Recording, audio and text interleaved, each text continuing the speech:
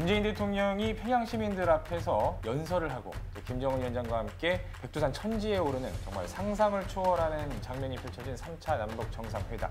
두기자쇼, 오늘은 9월 평양 공동선언 중에 군사 분야 합의를 한 방에 정리해드리겠습니다.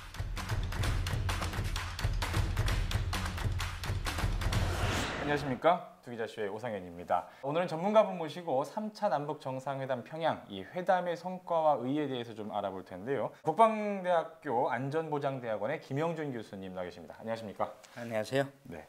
3일 동안 진행된 이 정상회담, 가장 인상적인 장면이 뭐가 있으셨나요? 백두산 천지 그리고 이제 평양 시민들 앞에서 연설했던 모습. 능라도 연설. 예, 그 이상 무슨 수식어가 필요하겠습니까? 우리는 5,000년을 함께 살고 70년을 헤어져 살았습니다. 나는 오늘 이 자리에서 지난 70년 적대를 완전히 청산하고 다시 하나가 되기 위한 평화의 큰 걸음을 내딛자고 제안합니다. 좀 차근차근 하나씩 이제 좀 들어가 보도록 하겠습니다. 평양 공동선언의 핵심이라고 하면 뭐를 꼽을 수 있을까요? 가장 키워드는 이제 비핵화 관련한 게 들어갔다는 점 저희가 빼놓을 수가 없겠죠. 남북 간에 사실 의제가 아니었을 정도로 비핵화 얘기는 사실상 금기어였는데 이번에 놀라울 정도의 어떤 합의들이 다소 부족할 수는 있지만 그래도 반전된 형태로 들어가 있고요. 또 하나는 이제 군사적 긴장 완화. 군사 전문가들이 파격이라고 부를 정도의 여러 가지 긴장 완화 조치들이 포함됐다는 점. 또 하나는 이제 남북 관계 개선이죠. 김정은 위원장의 답방부터 해가지고 뭐 혹시 알아요? 백두산 관광까지 나중에 포함될 수 있을지. 그렇죠. 예, 그런 부분들이 이산가족 정례화라든가. 2005년에도 이제 9.19 공동성명이 있지 않았습니까? 육자가 이제 합의한. 먼저 육자 회담 같은 경우는 실무자들이 먼저 여러 가지 스텝 바이 스텝으로 요걸 했을 때 이런 조치들이 취해진다라는 방식의 어떤 약속들이었고요. 이번 건 탑다운이죠. 정상들 간의 정치적인 약속과 신뢰 구축이 우선이 되고 그거에 따라서 실무자들이 구체적인 조치들을 이행한다는 측면에서 훨씬 더 실현 가능하고 믿을 수 있는 그런 약속들이 오갔다고 저는 봅니다. 실제로 이제 뭐 엔진 시험장하고 발사장 이거는 이제 폐기하는데 관련국 전문가들이 참석한 가운데서 이걸 폐기하겠다라고 이제 이번에 아예 명기를 했거든요. 그게 아마 이제 백미 중에 백미라고 볼 수 있는데요. 제가 2주 전에 CTBTO, Comprehensive Test Ban Treaty Organization이라고 이제 비엔나에 있는 발음이 뭐 장난 아니죠. 사실 IAEA는 우리한테 많이 알려져 있지만 평화적 원자력 사용에 관한 전문 기구고요. CTBTO가 핵실험에 관한 검증이라든가 사찰의 전문가입니다. CTBTO에서는 본인의 역할을 굉장히 하고 싶어 했고요. 기존의 사찰들이 좀 제한됐던 게 군부대 시설을 들어가지를 못하겠어요, 북한 쪽에서. 근데 대부분의 뭐 중요 시설들은 군부대가 지정이 되어 있습니다. 그런 것들 때문에 여러 가지 안들이 나오는데요. 미국 쪽에서는 브루스 베넷 박사 같은 분들은 P5 컨트리 중에 프렌치 같이 중립적인 국가가 책임 국가가 돼가지고 CTBTO나 국제 전문가를 포함한 팀을 짜야 된다. 뭐 이런 얘기들 펜타곤 쪽에 이제 자문을 하고 있는데요. 뭐 여러 방안 중에 하나가 될 수 있겠죠. 그래서 국제 전문가들이 포함될 수 있는 검증단이 지금 김정은 위원장이 약속한 영변, 동창리 핵 미사일 시험장 쪽에 참여를 하는 것으로 우리가 기대를 해볼 수가 있겠습니다. 네, 사실 이제 조건이 붙은 게 있습니다.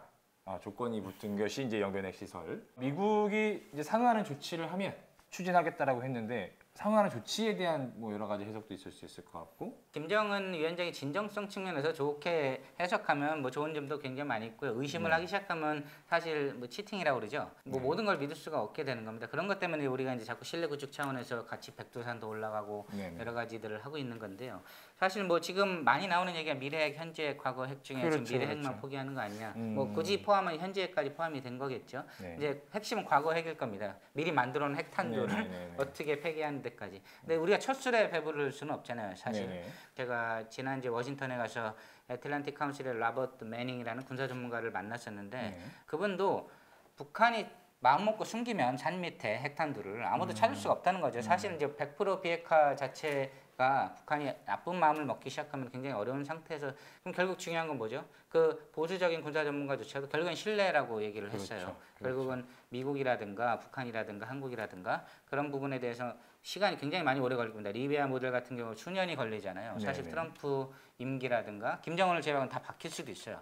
근데 그거를 계속 가게 할 수 있는 원동력 그건 결국 지도자 간의 믿음 그리고 국민 여론들의 어떤 평화와 번영에 대한 갈망 이런 것들이 갖춰진다면 핵무기를 모두 폐기하는 시간이 조금 늦더라도 사실은 그 속도가 중요한 것이 아니라 있어도 사용하지 않는 상황 사용을 하게 되면 모두가 공멸하게 되는 상황을 만들어 버리면 네. 사실 지금 하고 있는 모든 공포와 어떤 의심들이 어떻게 보면은 다 부질없는 게 되는 그 상황이 중요한 것 같아요. 그렇죠. 사실 그래서 처음에 이제 옥신각신했던 게 일괄 타결이냐, 단계적인 어떤 맞습니다. 비핵화냐. 또 이제 한측에서는 야 핵을 폐기하겠다 그랬는데 핵 리스트조차 안 내놓는데 뭘 하겠다는 거냐? 이제 이런 지금 의구심을 제기하고 있어요. 그래서 이번에 올라가면 핵 리스트라도 받아오는 거 아니냐? 맞습니다. 신고, 받아와야 검증, 되는 거 아니냐? 사찰 검증. 예. 그러니까 일반적인 핵 폐기 절차의 첫 번째 단계인 신고 단계를 시작해야 핵 폐기를 시작했다고 말할 수 있는데 그러면 이번엔 가서 뭐 했냐? 뭐 저는 그 비판들이 전부 다 건전하고 굉장히 긍정적인 비판이라고 생각을 하고요. 더욱 중요한 거는 그런 우려들이 결국에는 이런 신뢰 구축 같은 게 담보되지 않으면 모든 게 어차피 허술어지게 돼 있고 검증과 사찰은 방식과 방법에 따라 어떤 인적 구성, 어디를 사찰할 거냐, 리스트를 내놓을 거냐 이런 거에 따라 굉장히 다툼이 있을 수밖에 없어요.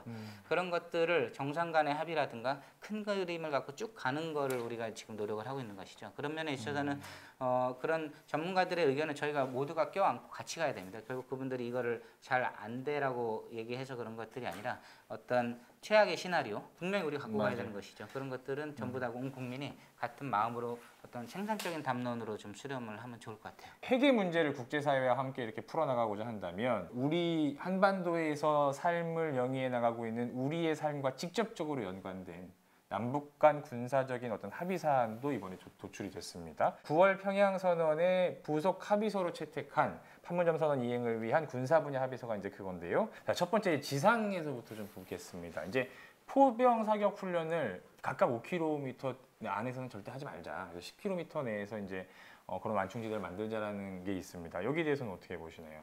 이거는 뭐 크게 논란이 없는 것 같습니다. 그렇죠, 저희가 그렇죠. 논란이 되지 않는 부분들은 사실 뭐 훈련을 꼭 해야겠다. 그러면 11km부터 군단급 훈련을 하면 그렇죠, 되는 그렇죠. 것이죠. 그 디테일보다는 그런 것들이 상호 간에 어떤 잘못된 오인이라고 그러죠. 우발적 어떤 액시덴탈한 것들이 일어나지 않도록 상호 간 어떤 신뢰 구축 조치 중에 기초적인 조치라고 봅니다. 자, 이제 논란이 되고 있는 부분이 사실 있습니다.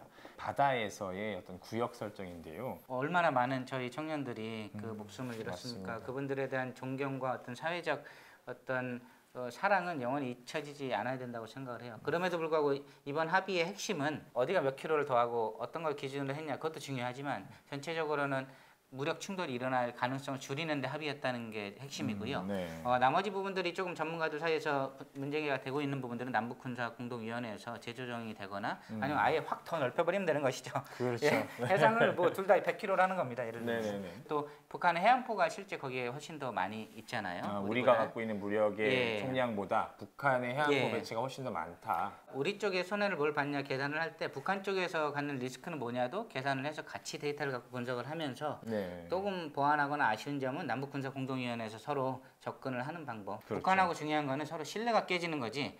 이런 깨지지 걸 않게 하는 게 예, 중요한 거지. 그런 네. 것들에 대한 지혜를 좀 건전한 담론들은 저희가 이제 구성을 해서 남북군사 네. 공동위원회 자문위원회라고 얘기를 붙여서 네, 전문가들을 네, 네. 같이 포용하면 될 걸로 저는 봅니다. 근데 저는 이런 관계에서 이번에 또 하나가 잘 정리가 됐다라고 볼 수 있는 게 우발적인 군사적인 충돌이 이제 발생을 했을 때에 어떻게 조치를 할 것인가 그 단계를 우리가 쓰고 있는 걸 그대로 적용을 했어요. 맞습니다. 어디서 네. 많이 보던 거잖아요. 그러니까요. 이게 어디서 보던 거지 예. 했는데 우리가 쓰고 있는 겁니다. 실제로 예. 경고 방송을 하고 2차 경고 2차 방송. 경고를 하고 경고 사격을 하고 2차 경고를 하고 뭐 군사 조치를 하는 이런 단계를 북한이 그대로 수용을 해서 네. 받아들였다는 것도 또 의미가 좀 있을 것 같아요. 제가 가서 교육도 네. 해야죠. 그러니까요. DMZ는 원래는 뭐 아무것도 무장을 들어가면 안 됩니다. 하지만 서로가 위협이 된다고 생각하다 보니까 조금 더 가까이에서 서로가 이제 경계를 하고 싶은 거죠. 네. 그래서 했던 게 이제 GP라는 건데 각각 11개씩을 철수하기로 했단 말이에요. 네, 그런 것도 뭐 우리 쪽이 네. 더 손해가 아니냐 이런 논란들이야 뭐 당연히 있을 수 있는 것이죠. 네. 그럼에도 불구하고 더 큰 그림은 비무장지대 내에서 남북한이 같이 유해 발굴을 같이 한다. 네네. 그 자체가 얼마나 큰 상징을 줍니까? 그렇기 그렇죠. 때문에 사실 GP 관련해서 논란이 많이 있죠. 군사 전문가들 사이에서 여러 가지 우리가 결정적인 어떤 양보를 했다 이런 식으로 말씀도 하시는데 그런 부분들도 계속 남북군사 공동위원회에서 서로 계속 합의를 해나가면 그 자체는 아름다운 모습이죠. 저희가 싸울 일이 아닙니다. 이거는. 네. 예. 제가 또 그 대목에서 좀 인상적이었던 거는 언제까지 뭘 한다, 뭘 어떻게 한다라는 날짜를 합의서에 예, 기재를 했다는 건데 그런 부분에 대해서는 어떻게 평가해요? 의미가 있죠. 사실 2000년, 2007년에도 좋은 내용들은 많이 포함되어 있어요. 네. 지금 봐도 굉장히 충격적일 정도의 내용 중에 뭐가 있냐면 남북한 장교들 간에 서로 훈련을 참관하는 것까지 넣을 정도로 굉장히 문제는 이제 실천에 있었죠. 그리고 실제 실현되지 못했던 게 대부분이고 한라인 설치도 매번 나왔지만 실제 작동된 거는 이번이지 않습니까? 그렇죠. 그런 면에 있어가지고 구체적인 특히 군사 합의서에 날짜별로 몇 명이 어디에 투입해서 어떤 식으로 한다까지 명시한 거는 분명히 이걸 해내겠다는 실천적 의미의 이번 선언이 굉장히 중요하다. 사실 이번에 이제 이런 얘기들을 하시는 분들도 있습니다. 종전선언의 얘기는 또 왜 빠졌냐? 사실상 김정은 위원장 문재인 대통령이 앉아 계셨지만 트럼프가 여기 앉아 있던 겁니다. 그래서 발표 내용도 우리가 기억하시죠? 오찬 이후에 여유 있게 발표할 것이라고 생각을 했는데 그렇죠. 굳이 점심 전에 급하게 발표를 한 건 그 당시 워싱턴 시각이 네네네. 굉장히 바쁘셨을 거예요. 그 시간이 엄청 당혹스러운 저도 생각을 하다가 굉장히 그랬는데 그게 이제 워싱턴과 유엔 총회가 열리는 곳의 시간이 밤 11시에서 12시 사이가 되는 것이죠. 네. 만약 미국 시간으로 새벽 3시, 4시에 발표하면 이게 조금 더 달랐을 거예요. 네. 그리고 나서 트럼프 대통령이 그걸 보고 바로 트윗을 날리고 네. 하는 절차를 봤을 때 종전선언도 미국과 북한 간의 비핵화에 관련한 구체적인 조치가 없는 상태에서 남북 간에 뭔가 선언적 의미를 하면은 미국 내에서는 트럼프 대통령이 그걸 동의하더라도 미국 내 그렇죠. 민주당이라든가 공화당 내 트럼프 지지하지 않는 사람들에게 엄청난 또 공격의 빌미가 될 수 있기 때문에 굉장히 사려 깊게 미국 대통령이 앉아 있다고 보고 대통령과 같이 하지 않은 사항에 대해서는 양국 간에만 서로 내용을 포함했던 것 같지는 않아요. 굉장히 미국에 대한 배려가 있었다. 네. 그렇게 봅니다. 무엇보다도 사실은 이번 3차 정상회담 큰 틀에서 보면 좀 주목이 됐던 것은 북한과 미국이 다시 교착 상태에 빠지면서 뭔가 좀 어려워지고 좀 이걸 어떻게 좀 다시 해결해 나가야 되지 않겠느냐라는 상황에서 이번 3차 정상회담이 진행이 됐던 거잖아요. 사실 시프 니고시에이터 역할을 우리가 굉장히 기대 이상으로 잘 하고 있다. 그런 면을 좀 볼 수 있고요. 일부에서는 우리 문제를 무슨 중재자냐, 우리가 주인공인데, 근데 그런 표현들은 맞지 않는 것 같고요. 저희가 미국과 북한 사이에서 조화롭게 3자가 평화와 번영을 이루는 길로 잘 다가서고 있다. 저는 그렇게 표현하는 게 맞을 것 같습니다. 그렇군요. 타임즈 표지가 딱 떠오릅니다. 네. 노벨 평화상을 3분이 만약 같이 받는다. 네. 근데 문재인 대통령이 가운데 있으셔야 된다. 그 세 분이 같이 받는 것도 상당히 또 새로운 또 얘기고 의미가 있을 것 같네요. 한번 지켜보죠. 그렇군요. 24일이죠. 지금 뉴욕에서 열리는 어떤 유엔 총회 참석차 가서 트럼프 대통령과 만날 예정인데 그 가운데서 이제 실제로 어떤 얘기가 오가느냐도 상당히 중요할 것 같습니다. 어떻게 그 이제 앞으로 향후 좀 전망을 좀 하시나요? 그 전에 저희가 수많은 좋은 남북 간의 시도에도 불구하고 여러 가지 조건상 북미 관계가 좋지 않았기 때문에 저희가 국제 상황상 노력을 할 수 있는 부분이 없었던 건 모두가 아시는 부분이잖아요. 그래서 그게 이제 북한의 책임도 굉장히 많이 있지만 여러 가지 여건상 좋지 않았던 것을 봤을 때 지금 삼국 지도자 간에 뭐 시진핑까지 포함한 자국 지도자겠죠. 굉장히 신뢰 구축은 더 이상 의심하는 분은 없잖아요. 그런 면에서 뭐 문구가 다 되지 않더라도 첫술에 배부를 수 없으니까. 근데 그 안에 수많은 스토리와 러브레터라고 할 수 있죠. 그런 것들이 지도자 간에 오간다면 저희가 그리는 그림이 너무 아름다운 청사진만 그릴 필요는 없지만 실현 가능한 것들이 차례대로 가고 있다. 이런 것들을 저희가 좀 믿고 봐줬으면 좋겠습니다. 자세히 봐야 이쁘다, 또 오래 봐야 사랑스럽다라는 식구가 있죠. 처음보다 두 번째가, 그리고 두 번째보다 이번 세 번째가 두 정상의 표정, 친밀도, 그리고 어떤 의제의 구체성에서 그런 것들이 좀 실현이 돼가는 것 같습니다. 두 기자쇼, 여러분이 궁금해할 때 다시 돌아오겠습니다. 커밍 순.